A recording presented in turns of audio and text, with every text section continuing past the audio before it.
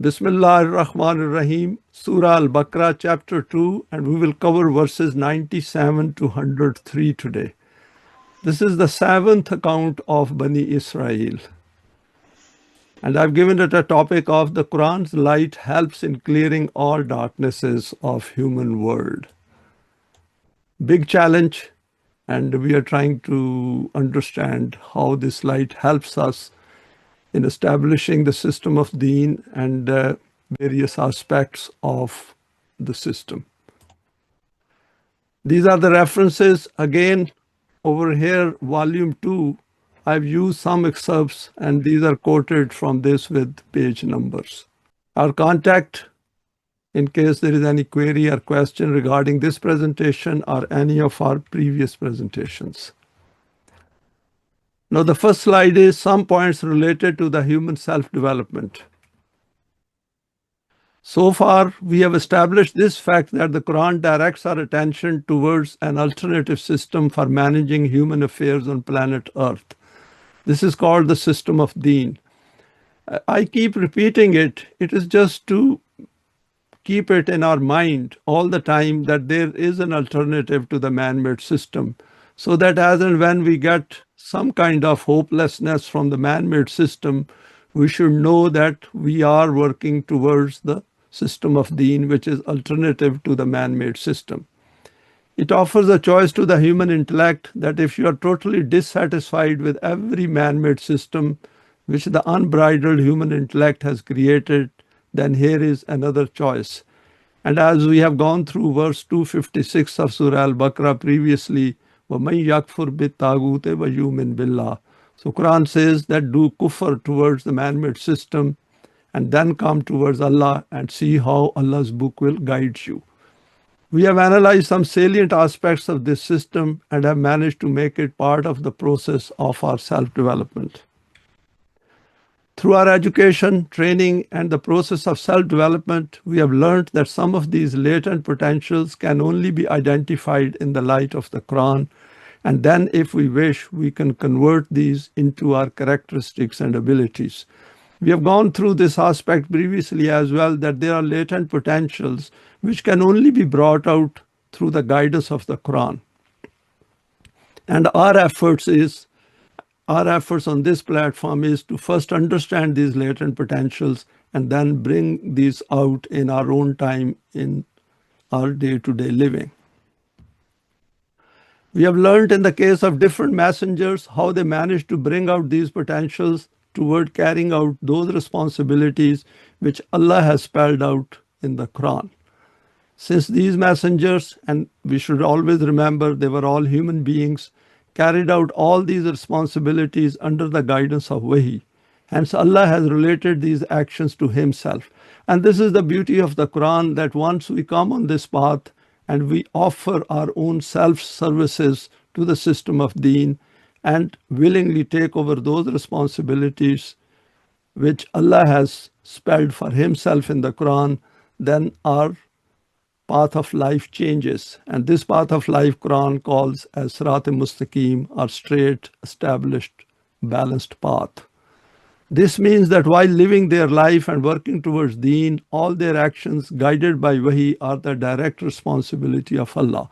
And this is a very powerful sentence which I have put down here in the light of the Quran, that the responsibilities which Allah has taken on Himself in the Quran and which are spelled out clearly, when Mu'mineen take over those responsibilities, then they come out of the man-made system and they acquire a different psyche which becomes responsible for all those responsibilities which they have willingly taken on themselves.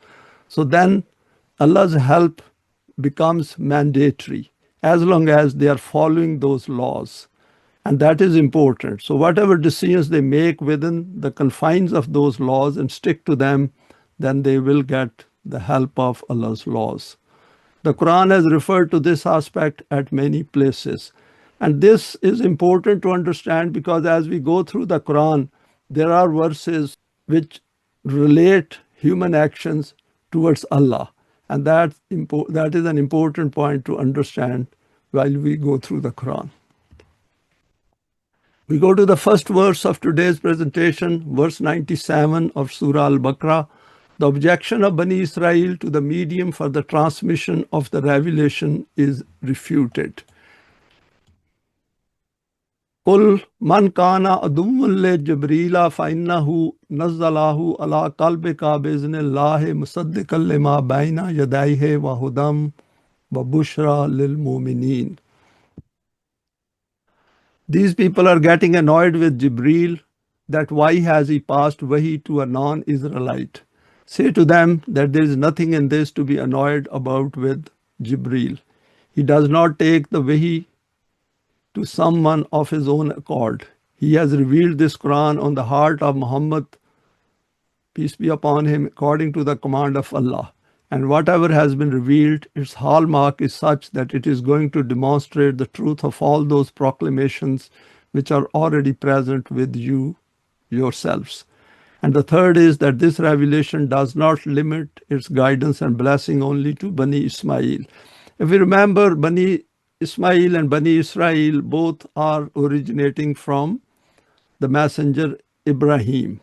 And these are the two branches. One was son Ismail, another one went towards son Ishaq, and from there then Bani Israel originated. And the third is that this revelation does not limit its guidance and blessing only to Bani Ismail, that you might have a complaint that you are being deprived of it.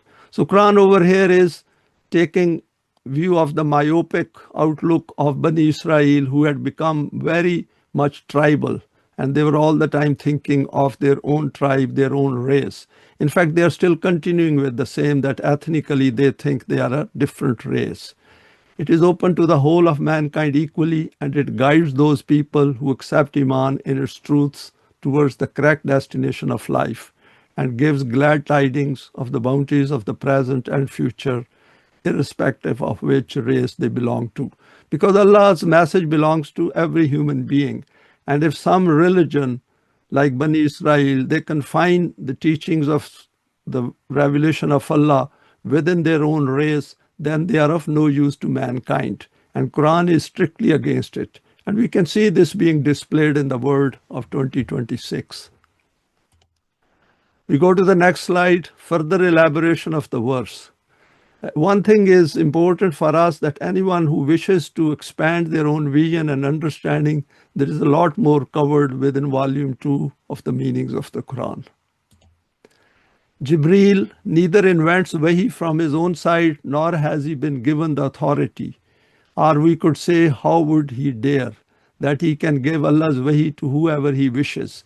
And we should remember, and we can look at the root of Jibreel in Lugatul Quran.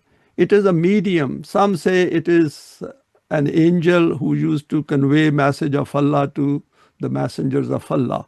But whatever it is, we had covered this aspect previously as well. But we should keep in mind that over here, that it is a medium through which Wahi of Allah is conveyed to the messenger, or it used to be conveyed. So that medium doesn't exist anymore, because there is no need for any more messengers. This is the very duty in life of Jibreel and other Malaika, that they execute the commands of Allah and do so with total fidelity. Hence you complaining that in reality Wahi was meant to be conveyed to some individual from Bani Israel, but Jibreel conveyed it to an individual from Bani Ismail. You are already an enemy of Jibreel. Now an opportunity has come into your hands to level another charge against him. So it looks that Jibreel was known to Bani Israel as well in their books as a medium of conveying the revelation. And over here, Bani Israel's mentality is manifested, that they were less interested in the message and they were more interested in its mechanism of conveyance, and were creating some kind of problems which were actually hindering them from the path of Allah. But have you ever reflected to where the barb of this objection of yours reaches? This is an objection against Allah himself, that he has left such workers ungoverned. The objection against Allah and the whole system of Wahi, and against these mediums, that is Malaika, who carry out tasks according to his command. So Quran says that you are objecting on something which is not in the control of Jibreel or in your control or the control of Rasulullah. The whole issue is that the message has been conveyed. Are you going to look into this message rationally or not? In other words, an objection against all the malaika, including Jibreel and Mikael, this kind of objection is in reality an open rejection of Allah and His system. And this is very important. And this happens in the world of religion, in their domain, that people waste a lot of time in useless things about which they will never be held accountable. So this is something which we should keep in mind on this platform, that we should concentrate on the message. Just think, how can those people who have chosen this kind of path obtain the support and help of Allah? And Quran says you will never get the guidance of the revelation of Allah, because you are going into those issues which have nothing to do with your self's development. Next verse is some aspects on the transmission of Wahi. A brief discussion about Wahi has been covered in volume 1 of the meanings of the Quran under verses Surah Fatiha's verse 2 and 5. To reiterate this much, obtaining knowledge directly from Allah is called Wahi, that is the revelation. Only Anbiya received this kind of knowledge. A non-Nabi could not obtain knowledge directly from Allah, nor can he obtain it. There is no mention of kashf or ilham in the Quran. These kind of terms are common among mystics and Sufism. As far as the fountainhead of Wahi is concerned, it was supranatural. But whatever was communicated via Wahi, i.e. the text of Wahi, it was not supra-rational, i.e. it could be understood through knowledge and vision and intellect and reasoning. So for our purposes, Quran is before us. How it was conveyed to the Messenger of Allah, we should not worry ourselves about it, because we got a finite life, and in this life we should concentrate on the system of Deen and on our own self-development. And this, when the changes come within our own self, we find it out ourselves, we realize it, that these changes could not have taken place under the man-made system's guidance. This Wahi of Allah is preserved within the Quran in its final form. I have highlighted it because it's a great blessing. If we can convince ourselves that the Quran is from Allah and there is nothing in it which human beings can figure out themselves, then our problem becomes very easy. The issues of life become very easy. Then we follow it by understanding through our own rational mind and reasoning based on evidence, and gradually we will realize that the changes which are taking place in our outlook, in our vision, in our consciousness, we simply cannot obtain or acquire those changes, transformations under the man-made system and its concepts. Therefore, after Rasulullah, no individual can obtain knowledge directly from the direction of Allah. This is what is called Khatm-e-Nubuwwat, the finality of messengerhood. Now a Nabi used to receive Wahi. So there are two positions of the messengers of Allah at that time. One is Nabi, where he receives the revelation from Allah, and this is an objective standard. It is not the creation of his own mind.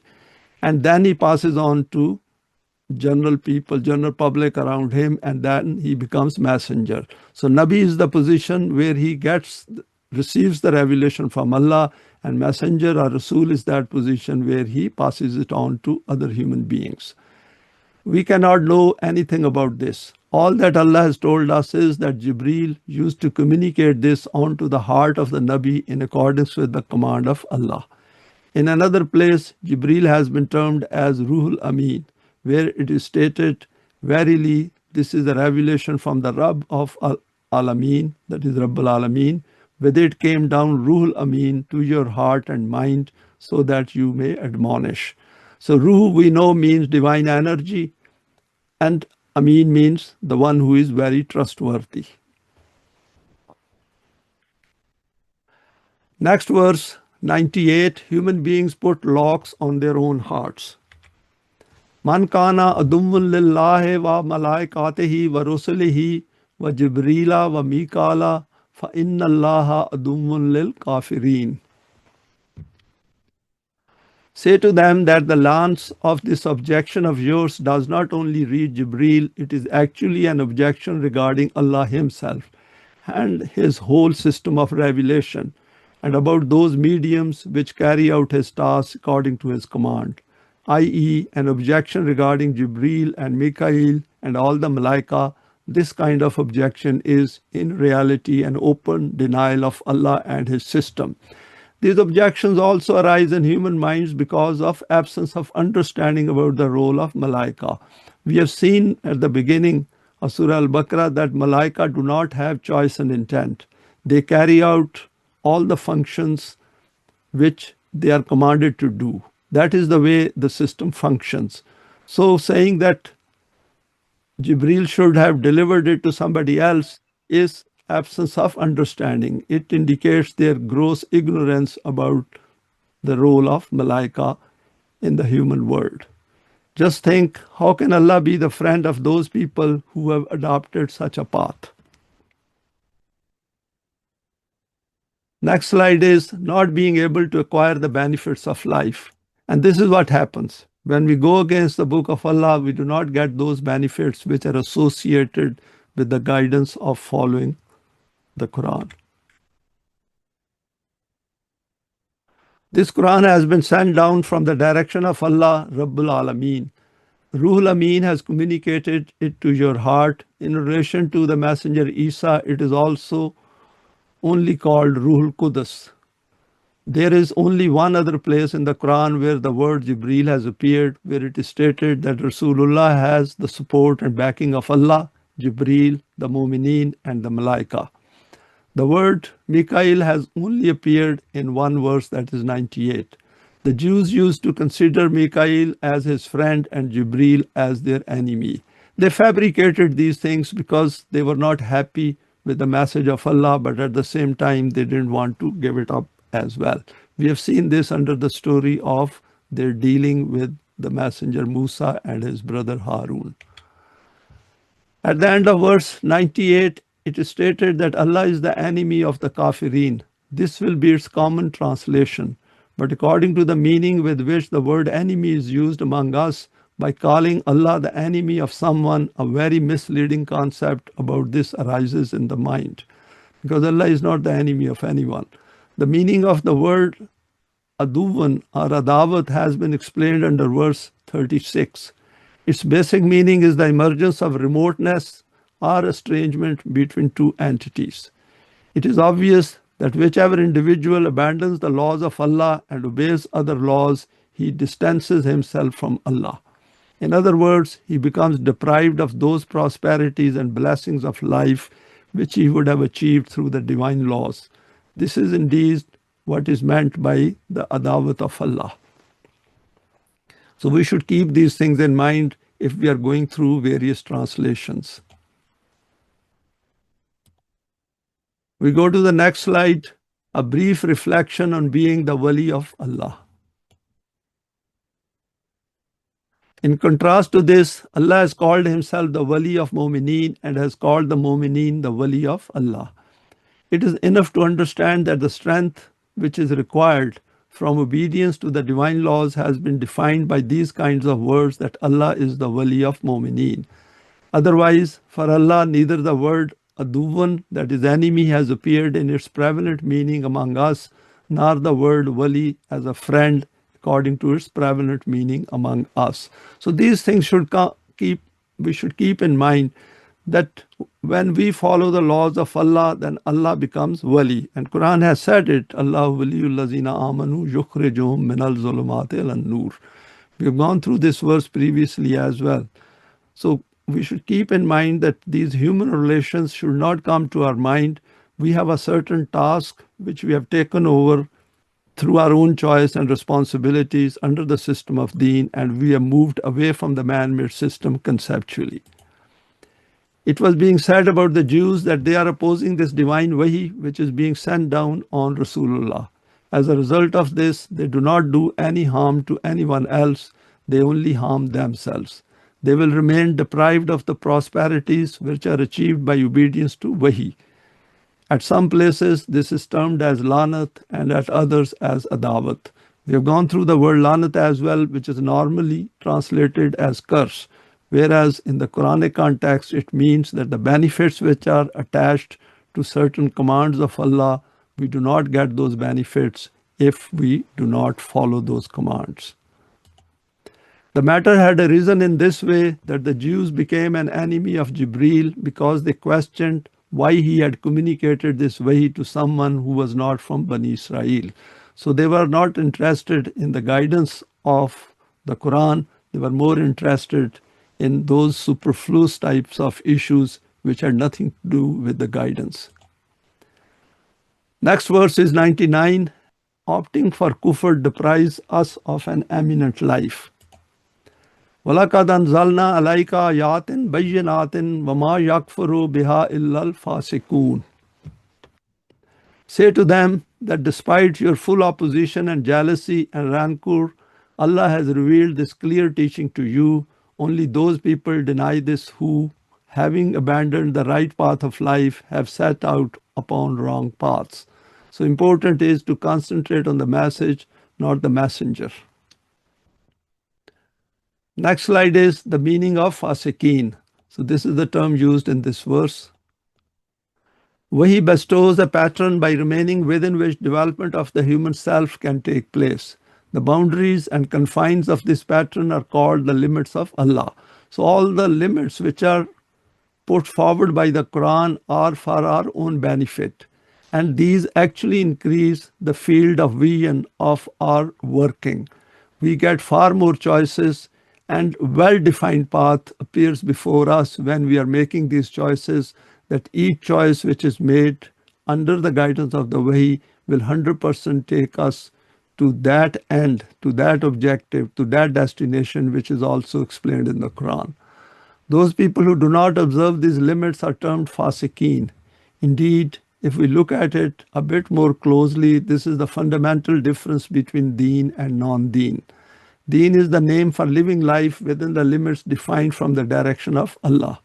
There can be neither any alteration in these limits nor can they be transgressed, because that is the way the prescription is. When we get a prescription from a doctor, we don't tell the doctor that, look, I don't like these medicines, can you give me some other medicines? And if he says no, there is no alternative medicines, then we have to stick to those medicines. If we go outside that, then our disease will not become treated, will not be treated. Whichever individual rejects deen, it will mean that he does not wish to live life subject to any immutable constraint. This is a very powerful sentence which we need to go through few times, and I will repeat it. Whichever individual rejects deen, it will mean that he does not wish to live life subject to any immutable constraint. If we see under the human system, the laws and values keep changing, and we have gone through it previously as well.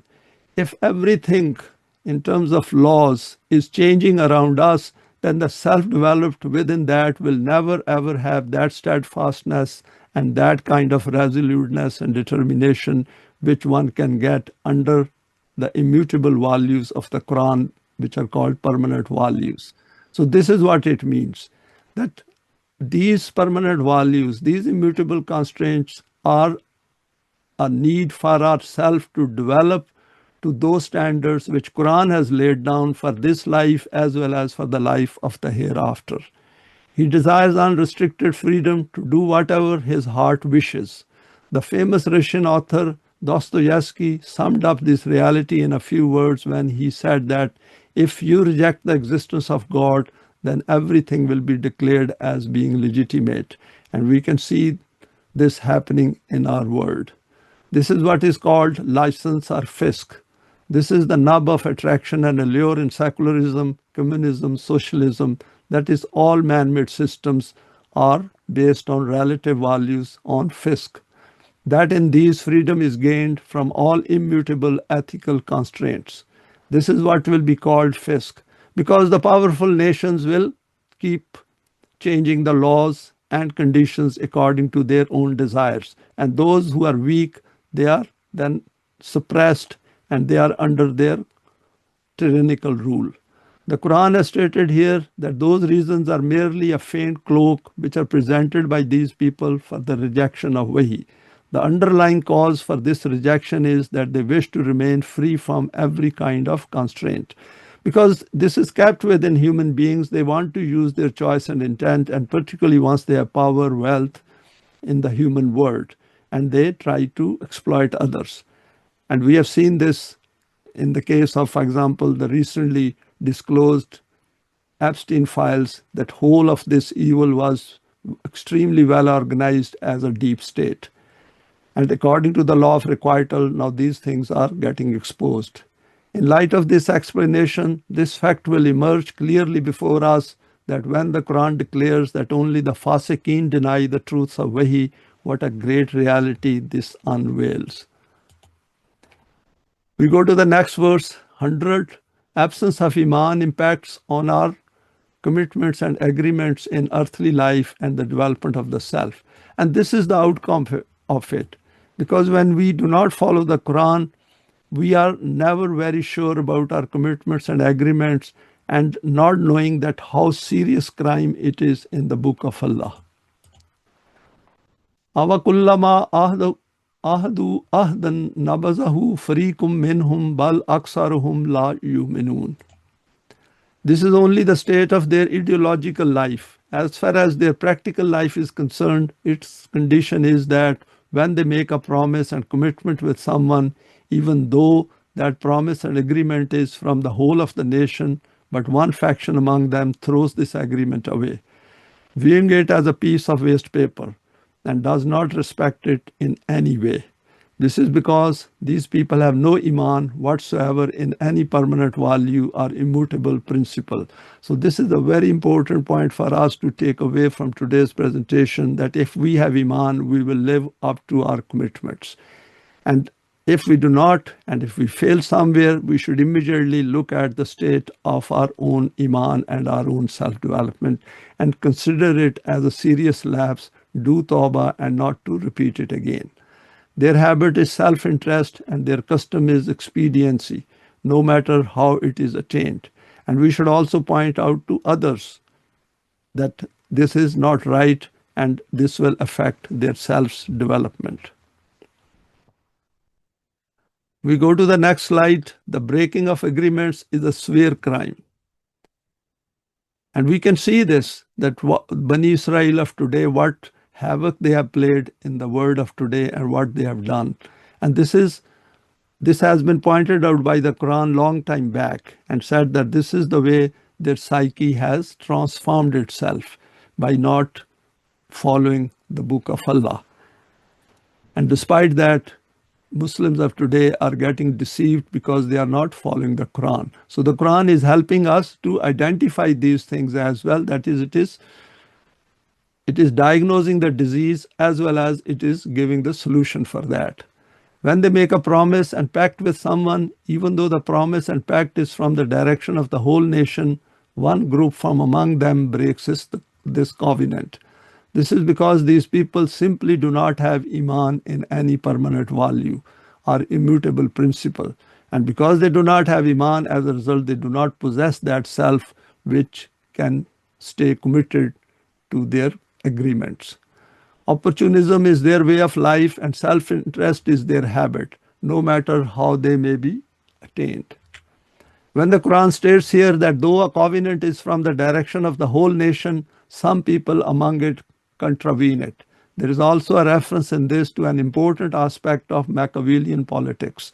If we get time, we can download, I think, by Prince Machiavelli. There is a book, small book called The Prince, and we should go through it. It's quite an interesting read. Observe life at a basic level in the streets. There are such families among them who permit one or two individuals to keep creating fights and conflicts with others. When the people in the street come with complaints about this, it is said very innocently that, brother, what can we do? This youth has turned out to be like this. He's simply not within our control. We are also just tolerating him. You should bear with him as well. The question is that if he is such a rebel, then why have you kept him in the house so that he keeps becoming a cause for strife and mischief? turn him out, but they will never do this. And we can see this being displayed at the highest level in the world, and different leaders, they keep changing their mind, and as a result, they never fulfill their commitments to fellow nations. Expanding this aspect to apply it widely. Moving forward from homes and families, these kinds of people are also included in groups and parties who are a constant thorn in the side of others, due to which the peace and tranquility of the society is disrupted. Because if the commitments are not kept, agreements are not kept, then what will happen is uncertainty will become created in a society, and the laws will keep changing, and the businesses will also suffer. Moving forward from parties, we come to nations, and it is an everyday experience that a covenant of peace and security has been made with a neighboring country, but a conflict is created in one part of the border today and in another part tomorrow.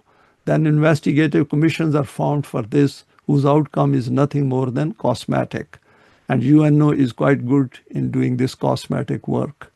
A covenant of peace had been made with the neighboring country so that they could achieve a life of peace and tranquility.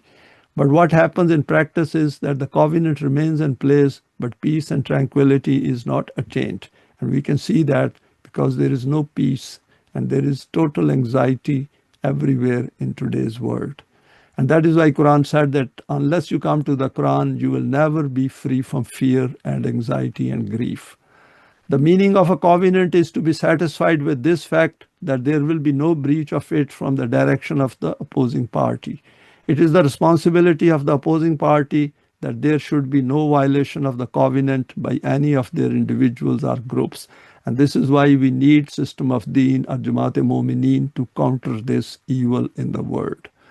If they do not make arrangements for this or cannot do it, then such covenants become meaningless. The Quran has placed emphasis on this very reality here. Moving forward from social life, this is exactly what has been happening in the matter of religion. Rasulullah is informed that the way in which these Jews are opposing you, this is not something new. This has been their tendency right from the start. Now we go to the next verse, verse 101. Reference to past events helps to remind us about the conduct of non-Quranic minds. We can see how Quran is helping us to diagnose these issues of non-Quranic world. وَلَمَّا جَاءَهُمْ رَسُولٌ مِّنْ عِندِ اللَّهِ مُصَدِّقًا لِمَا مَعَهُمْ نَبَذَ فَرِيقٌ مِّنَ الَّذِينَ أُوتُوا الْكِتَابَ كِتَابَ اللَّهِ وَرَاءَ ظُهُورِهِمْ كَأَنَّهُمْ لَا يَعْلَمُونَ. O Rasul, this opposition of theirs to you is not something new. They have always been doing this. For example, before you, when a messenger Isa came to them, that messenger who, like you, was going to confirm the veracity of those values and proclamations which were present with them through divine teaching. And he was from among Bani Israel, and there was also clear mention of him in their books. But despite this, one group of these people who kept the divine book with them pushed that book away as if they knew nothing about it. And this is exactly what Muslims of today are doing. They do not want to hear about the Quran, though they go through it on a regular basis, and became bent upon even slaying this messenger. The absence of deen will create an unjust world, and this is the bottom line. The world of 2026 is without the guidance of Allah. The truth is that this way of acting is not confined to the Jews only. Whenever and wherever deen becomes converted into religion, this is exactly what happens there. Whichever individual invites them to the book of Allah, he is opposed in such a way as if they have no knowledge or recognition whatsoever about which book he is inviting them to. The Jews opposed Isa, the Jews and Christians both opposed Rasulullah, and when after Rasulullah, Islam also became a religion instead of deen, then whichever individual invited Muslims to the Quran, that is the pure Quran as a system, he was opposed in exactly the same way that every follower of a religion used to oppose every book sent down from the direction of Allah. And this is what is happening in today's world as well. Even today, the way in which those who are extending an invitation to the Quran are opposed by Muslims themselves is living evidence of this.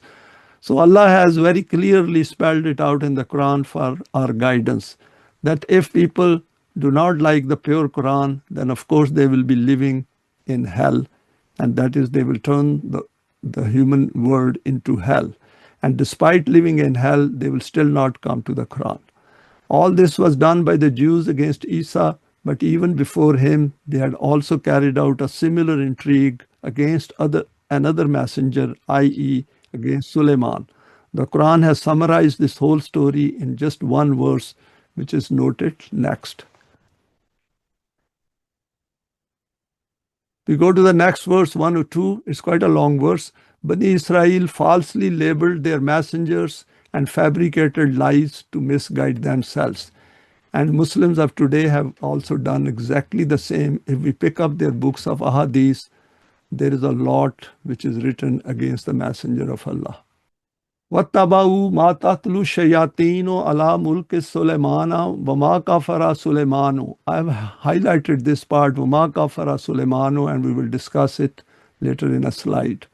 وَلَكِنَّ الشَّيَاطِينَ كَفَرُوا يُعَلِّمُونَ النَّاسَ السِّحْرَ وَمَا أُنزِلَ عَلَى الْمَلَكَيْنِ بِبَابِلَ هَارُوتَ وَمَارُوتَ وَمَا يُعَلِّمَانِ مِنْ أَحَدٍ حَتَّى يَقُولَا إِنَّمَا نَحْنُ فِتْنَةٌ فَلَا تَكْفُرْ فَيَتَعَلَّمُونَ مِنْهُمَا مَا يُفَرِّقُونَ بِهِ بَيْنَ الْمَرْءِ وَزَوْجِهِ وَمَا هُمْ بِضَارِّينَ بِهِ مِنْ أَحَدٍ إِلَّا بِإِذْنِ اللَّهِ وَيَتَعَلَّمُونَ مَا يَضُرُّهُمْ وَلَا يَنْفَعُهُمْ وَلَقَدْ عَلِمُوا لَمَنِ اشْتَرَاهُ مَا لَهُ فِي الْآخِرَةِ مِنْ خَلَاقٍ وَلَبِئْسَ مَا شَرَوْا بِهِ أَنفُسَهُمْ لَوْ كَانُوا يَعْلَمُونَ. Now the meanings are over 2 slides. The first slide is, the conduct of these people has always been this, that they kept rejecting the true teaching of Allah and chased after their self-concocted tales.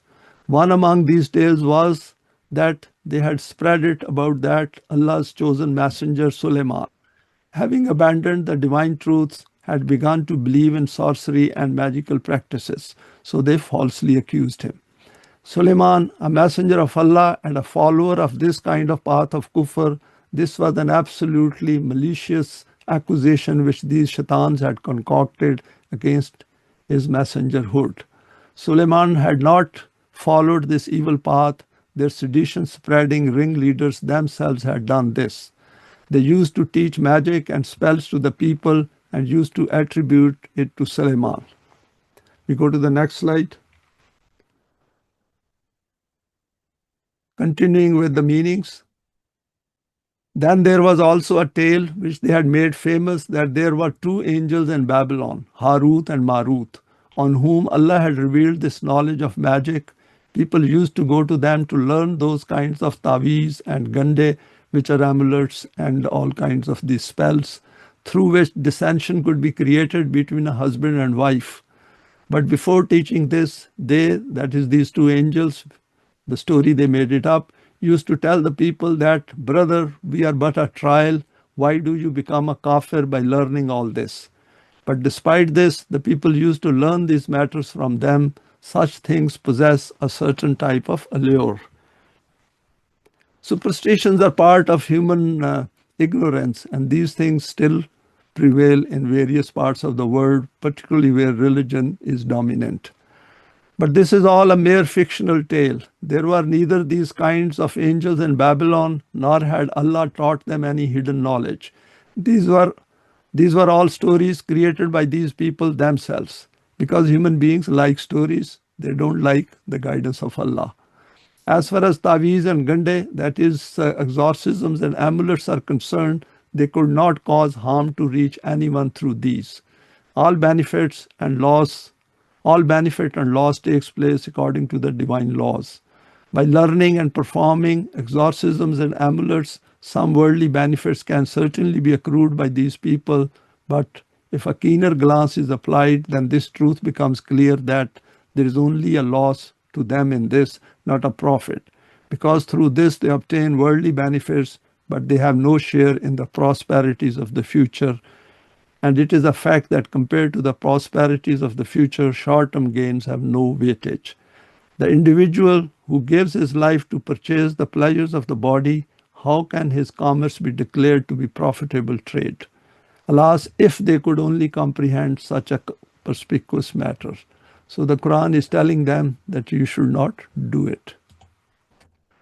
We go to the next slide, common translation of the verse. And this is something interesting. I've gone through some other translations, and all of them have followed the translations of their forefathers, that is Tabri and Ibn Kathir, and nobody is ready to think through the whole issue. This verse is from among those verses whose commonplace translations and tafasir based on concocted ahadith have not only created many complications but have also mutilated some important facts.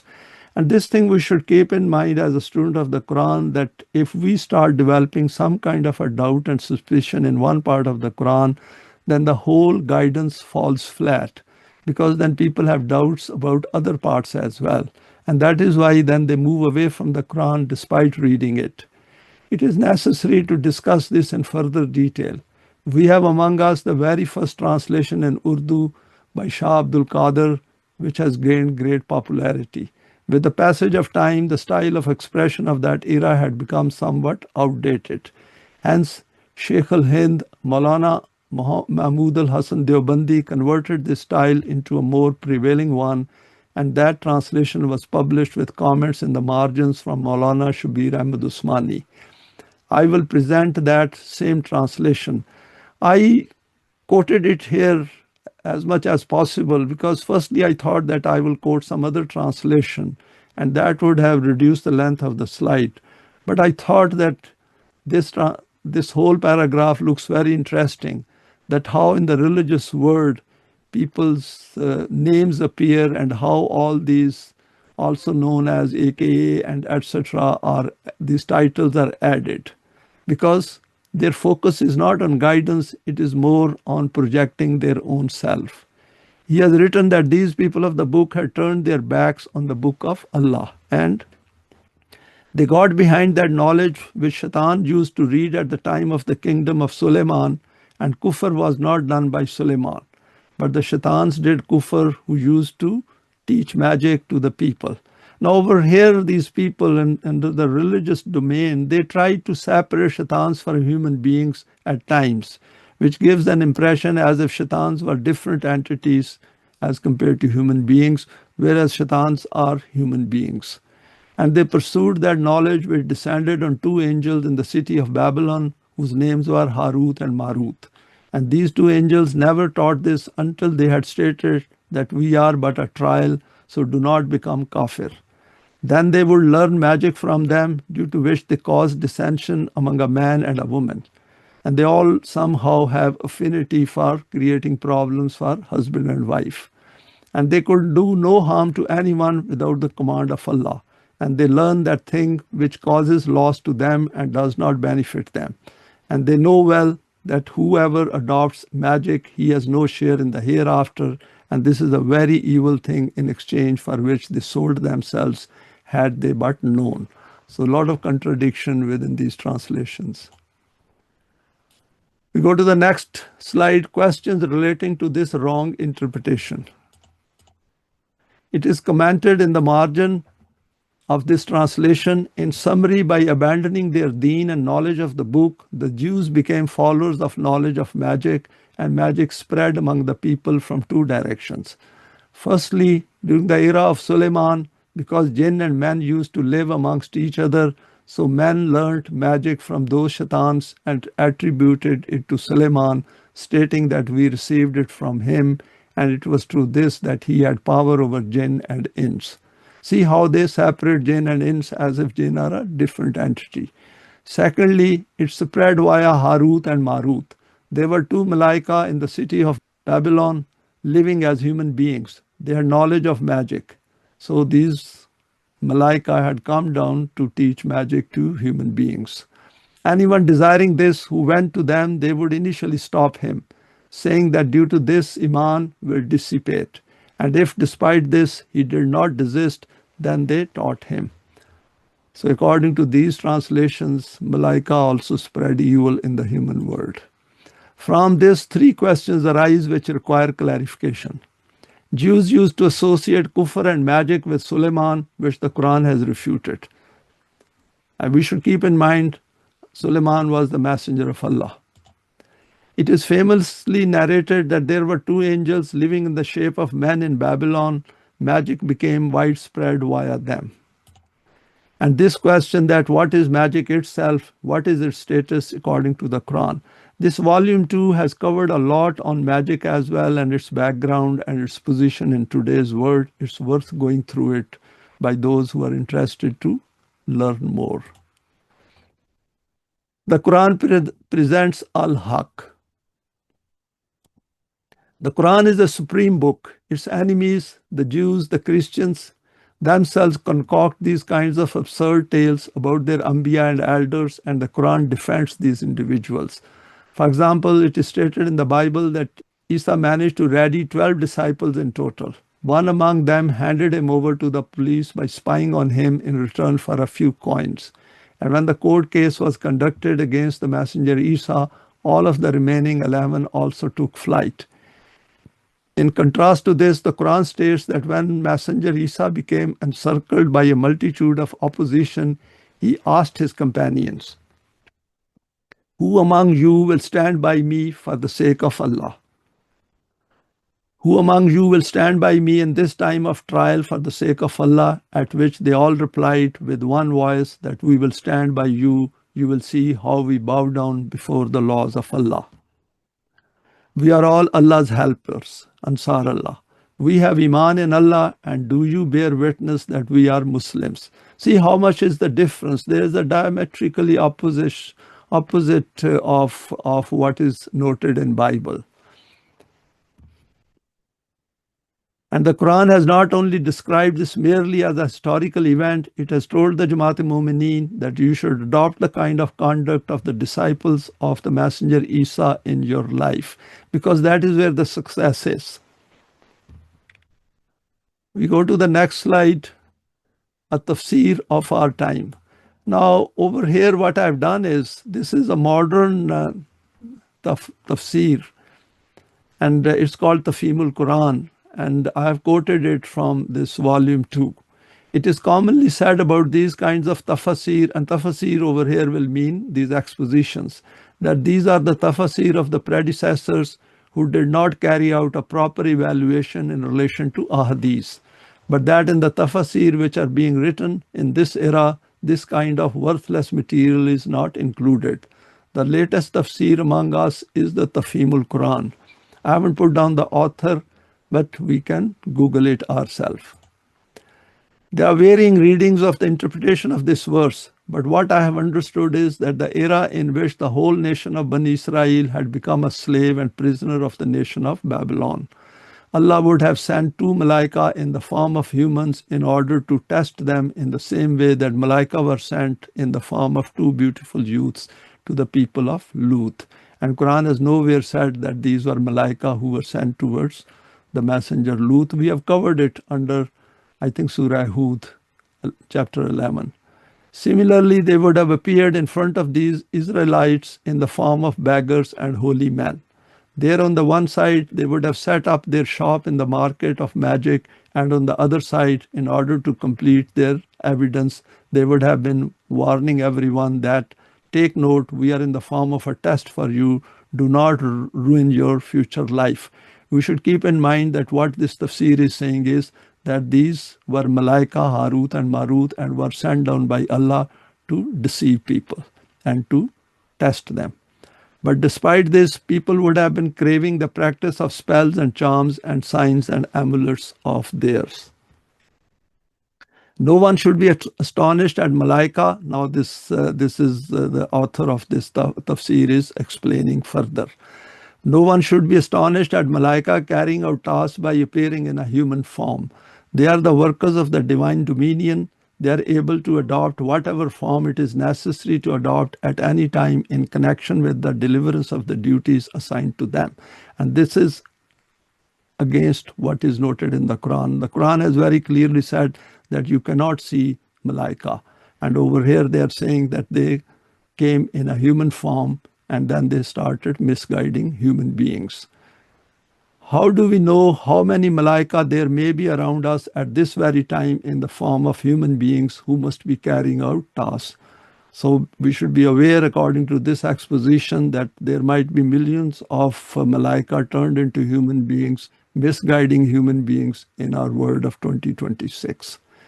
As far as the malaika teaching such a thing, which, though it was evil in itself, an example would be like that when non-uniformed policemen give some marked coinage and notes to a corrupt ruler so that they can catch him red-handed committing a crime, and so that no excuse of being innocent remains for him. And this is the common practice among these intelligence agencies, that they try to trap others. They do not warn them, they do not forbid evil, but they try to trap them. And this is what is quoted over here in this exposition in explaining this verse of the Quran. Further elaboration on the verse. In the light of the Quran, the meaning of this illustrious verse is absolutely clear.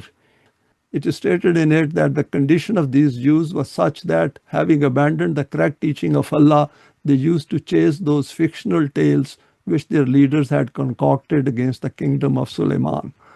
One among these tales was that a messenger like Suleman had started to accept magic and sorcery.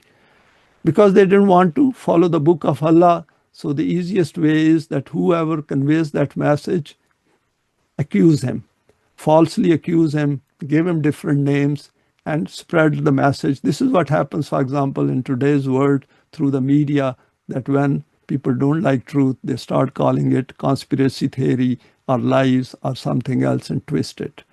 To do this is Kufr, and it is obvious that the messengers of Allah do not adopt the path of Kufr, and that is the bottom line.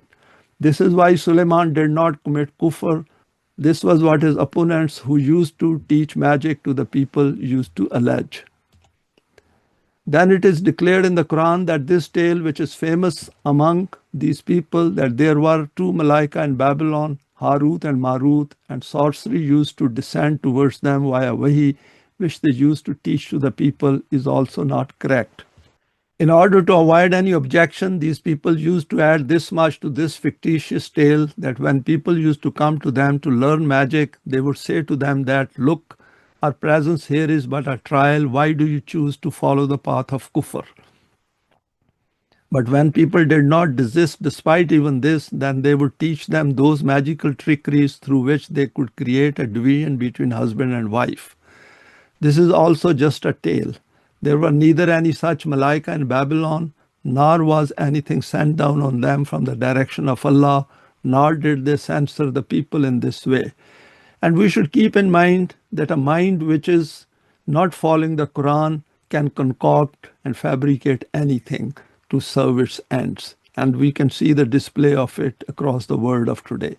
All of these are just the concocted tales of these people.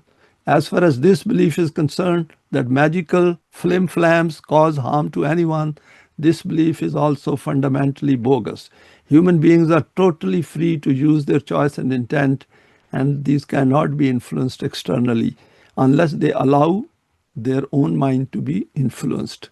Benefit and loss is only encountered through the laws of Allah, not through these kinds of superstitions.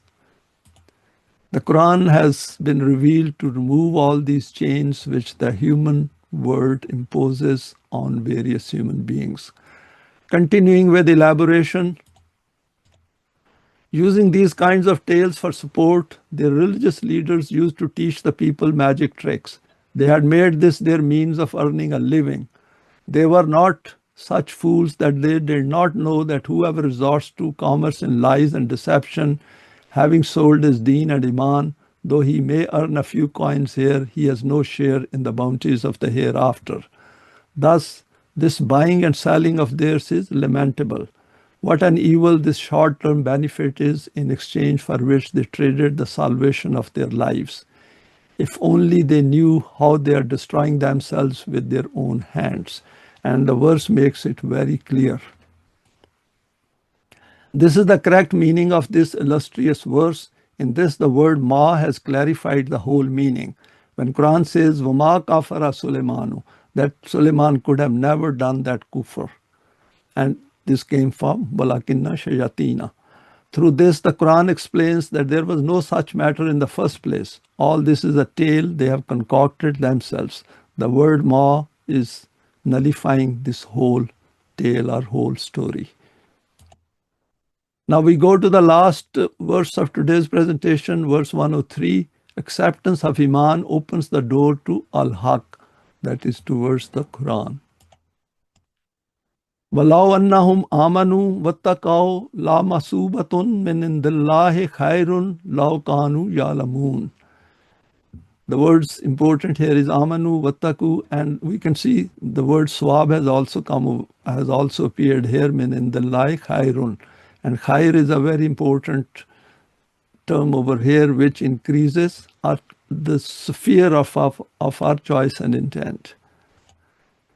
If instead of chasing these tales, these people had accepted Iman in the truths of the Quran and had observed the divine laws, then they would have received a very good recompense. That is the consequence or the result from Allah. Alas, if only they had employed their intellect and reasoning. So Quran is saying that if you want to benefit in this life and the life of the hereafter, then we give you another choice. And this choice will do khair. Because Quran says all good comes from Allah and all bad comes from the bad choices which human beings make in their life. Thanks for your time and for sharing this today. Please feel free to share it with your contacts. You may like to subscribe for future talks related to the Quranic system of Deen.